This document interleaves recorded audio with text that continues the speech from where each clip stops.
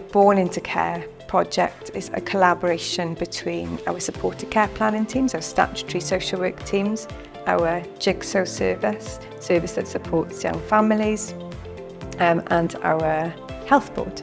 We were looking to support parents in the first 1,000 days of their lives, filling in the gaps between midwifery and Flying Start in Swansea. And then over the years then we've developed into, moved into social services and developed into a safeguarding team supporting young or vulnerable parents in the first 1,000 days of their lives.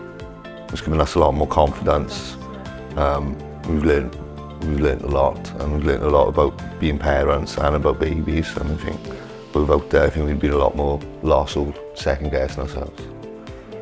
It's got us out and about a lot more as well, so you know, we're interacting with a lot more people where we would have been stuck in the house.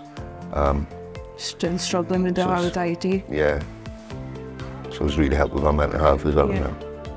The support was amazing. Like even now, when she's 18 months old, and they're still there for when I need them. Me and my family are happy, my little family, and I'm a really good part of my life, and that's because of the project.